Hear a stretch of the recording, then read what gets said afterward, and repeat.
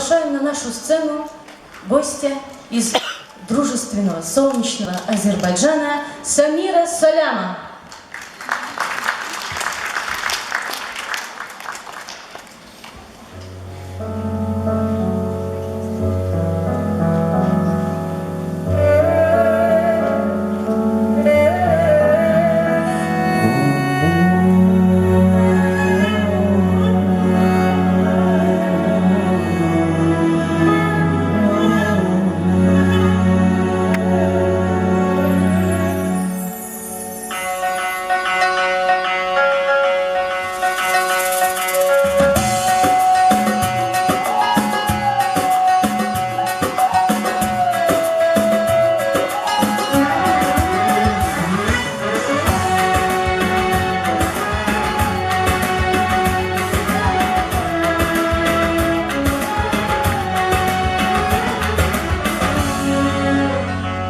Sen benim için el çatmayan uca zirve, sensizliyorlar kalbime bir ağrılı zerre.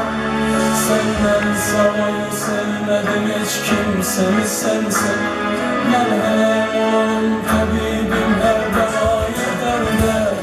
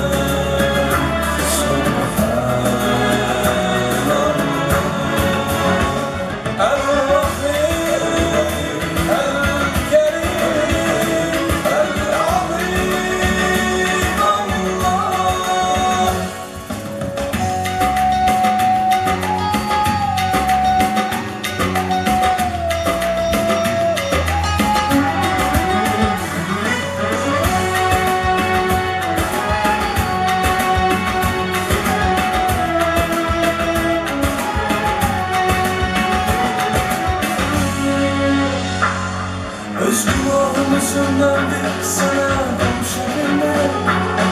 Duyduğum karşımda bir söz bana konuşabilmem.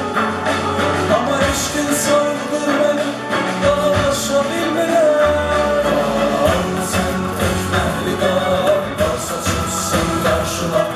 Var sen tek mehligar, varsa çıksın karşıma. Yoktur belki yoktur, etrafta seven çoktur. Sevgiye, eşke de layık sensen. Özeldir eymanına, en sadık sensen. Mehribansan, ebedin sevilensen. Sevensen, ruhum canım seslenir. Sen necede